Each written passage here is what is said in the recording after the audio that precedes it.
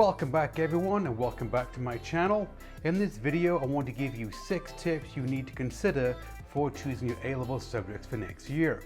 This is so that you can pick A-level subjects you're interested in, A-level subjects that you can complete with a good grade, and A-level subjects that will allow you to enroll in the course that you want at university. So, if you are interested in maximizing your chances of getting on the course that you want and attending the university of your choice, then keep on watching. Tip number 1, take facilitating subjects.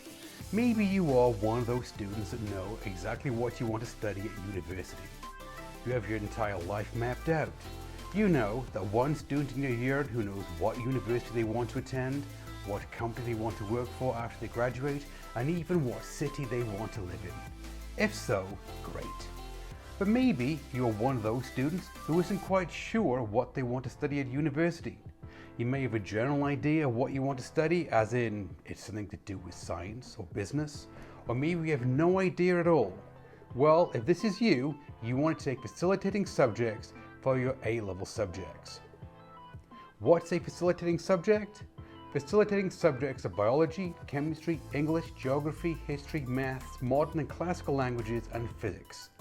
If you don't know what course you want to do at university, pick 2 of these subjects and keep your options open when choosing courses later on.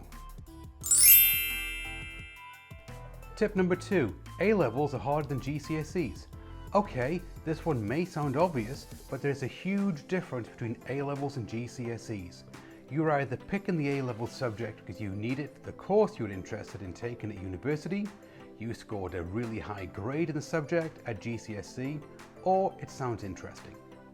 One thing to keep in mind is the time commitment of A-levels and whether you can focus on the subject for this time each week. A rule of thumb is that A-star students put in about 20 hours and C students put in about 5 hours a week of study time per subject outside of class time.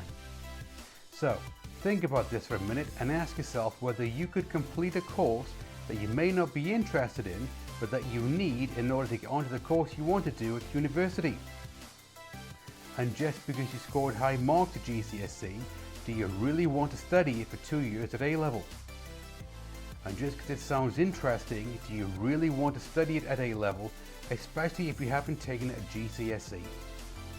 So before picking your A-level subjects, have a think about how you want to spend the next 2 years of your life. If you don't like maths, do you really want to spend hours each week completing maths-heavy subjects? On the other hand, if you like writing a lot, maybe writing-intensive subjects like English literature are better suited for you. All you need to do is pause a minute and ask yourself the following question. Is this how I want to spend the next few years of my life? If you can answer in the affirmative without any hesitation, and you really see yourself taking the A-level subject, then sign up for it. If not, you may want to consider taking another subject. Tip number 3, know the course you want to study. Okay, maybe you're one of these students that know what course you want to study at university. Well, great. If this is the case, then all you need to do is carefully choose your A-levels. I say this because certain university courses want a specific combination of A-level subjects. So, check out the course you want to study at several different universities to make sure you are signing up for the correct combination of A-levels. For example, pharmacy must have chemistry plus at least 1 from biology, maths, and physics. Once you've double-checked that you have the correct combination of A-levels, then you can sign up for your A-level subjects. Okay, we've just completed tips 1, 2, and 3. Make sure you watch until the end of the video and click on the link which will direct you to my next video on how you can study and get the A-star you want in A-level chemistry with the minimum amount of time. Tip number 4, certain universities want a specific combination of A-levels. True.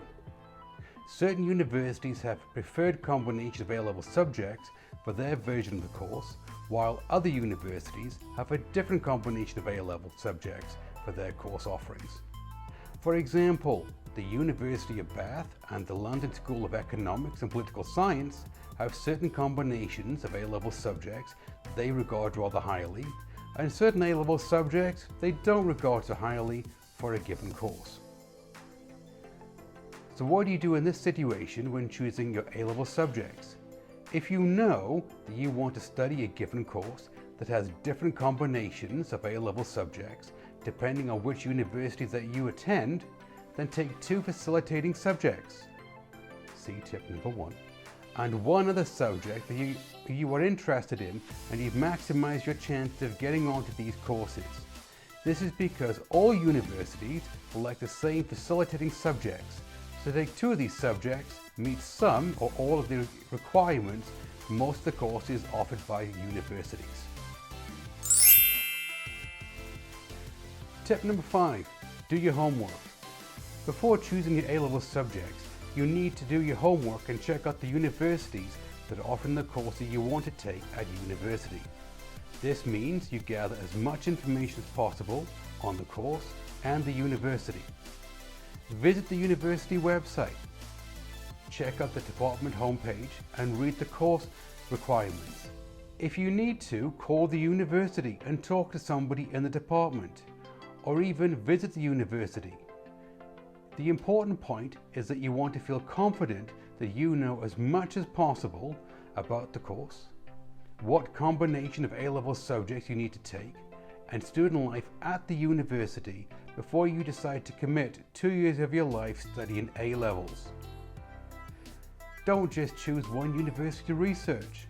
Check out a university that is a challenge for you to be accepted at, one which you could probably get into, and a safety school just to be certain that you get the full picture. Tip number 6. But what happens if I change my mind? It happens to the best of us. You start with the best of intentions. You choose a course that you think you are interested in. You take the required A-level combinations so you can take the course at university. You're even on track to get really good grades.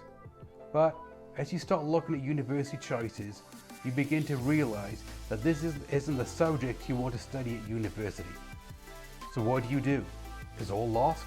If you wasted 2 years of your life, are you doomed to study a topic you aren't interested in? The answer is no. Lots of universities have lots of courses that you can take that don't have essential subject requirements. If you like this video, where I shared with you 6 tips for choosing your A-level subjects, then make sure you hit the notification bell, because in the next video, I'm going to show you how to study effectively for your A-levels, so that you can earn higher grades on your exams in less time and with less effort. I hope you have a great day, and I'll see you in the next one.